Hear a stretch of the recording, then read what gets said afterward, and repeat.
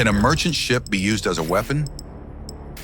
For decades, maritime safety was only about weather and accidents. But after 9/11, the focus shifted to a darker reality: deliberate, external threats. Today, the ISPS Code stands between normal operations and a total security breach. Is it just a paper shield or the final line of defense?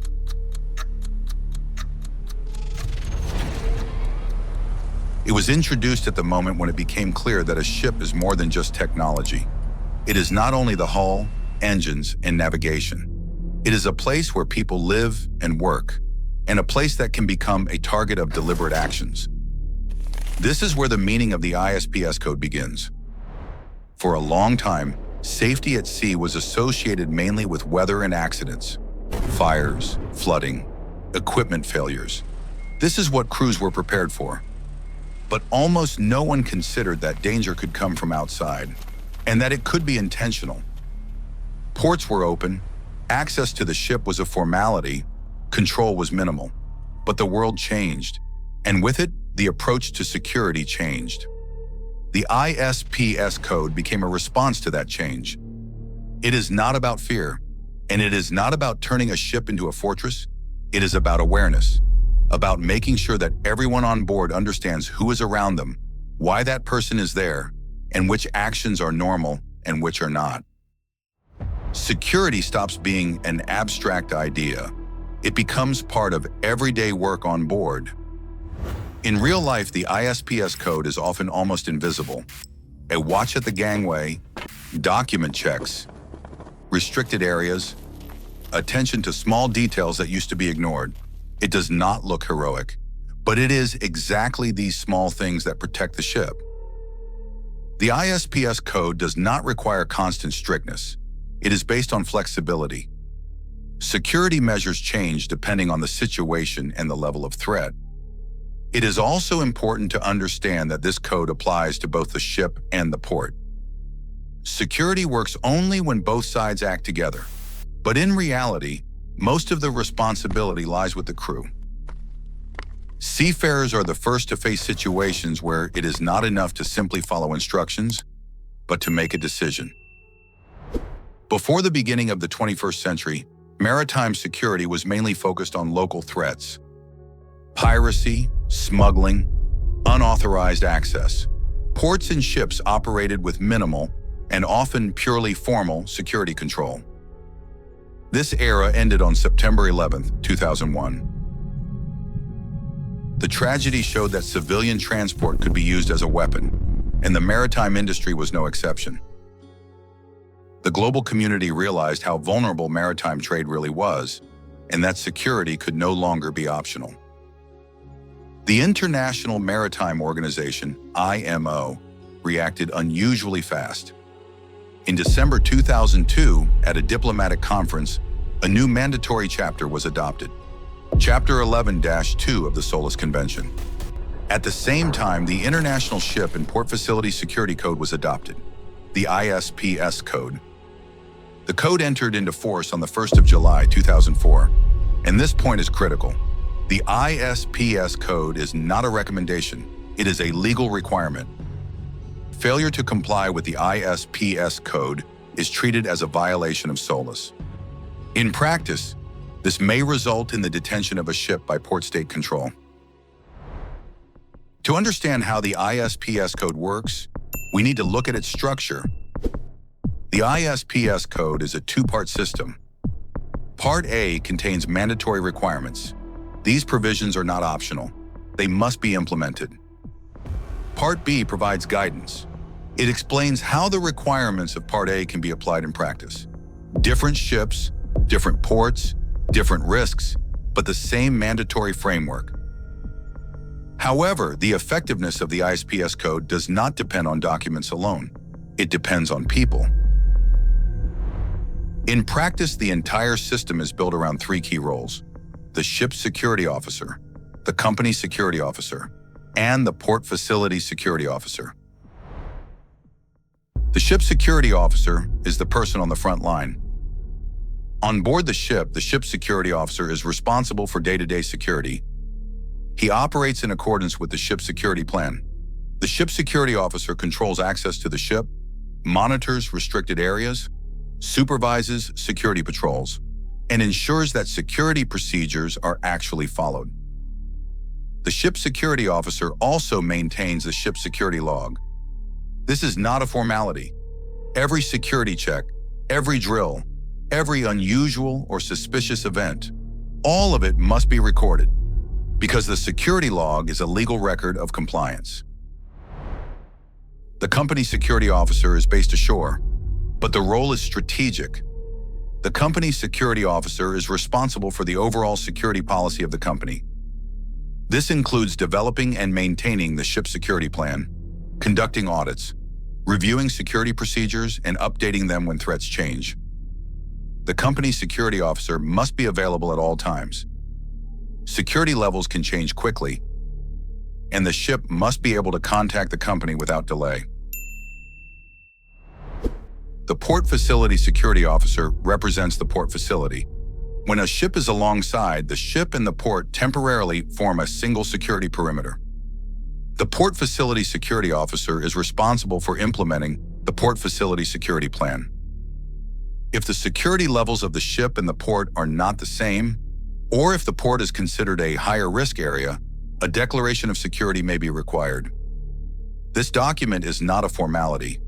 It clearly defines who is responsible for which security measures, who controls access, and who monitors cargo operations, and how both sides will respond to a security incident.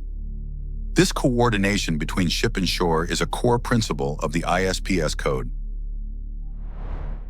The ISPS Code does not require permanent maximum security. It requires an appropriate response to the level of threat.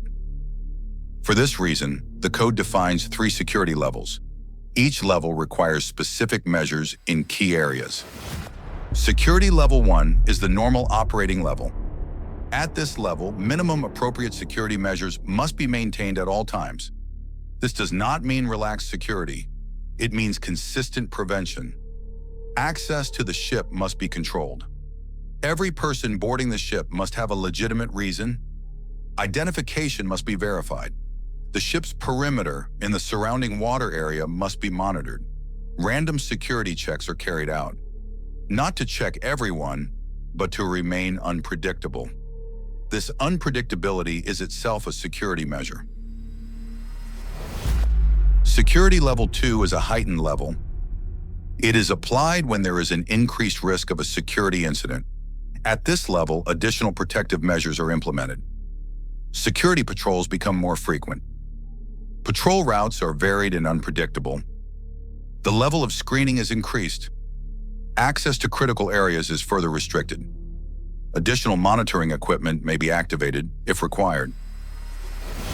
Security Level 3 is an exceptional level. It is applied when a security incident is probable or has already occurred. At this level, only security-related activities are carried out. All non-essential operations are suspended. Access to the ship is strictly limited. Only authorized personnel and emergency responders are permitted. The crew follows the procedures defined in the ship's security plan. The objective is to protect life, limit damage, and support the response of the authorities. Ship security begins long before anyone boards the vessel. It begins with assessment. Under the ISPS Code, this is known as the Ship Security Assessment. The purpose of the Ship Security Assessment is to identify physical, technical, and procedural vulnerabilities. The assessment covers the entire ship, including navigation spaces, communication systems, access points, and critical equipment. The results of the Ship Security Assessment form the basis for the Ship Security Plan. The Ship Security Plan is a confidential operational document. It defines how security is implemented on board the ship.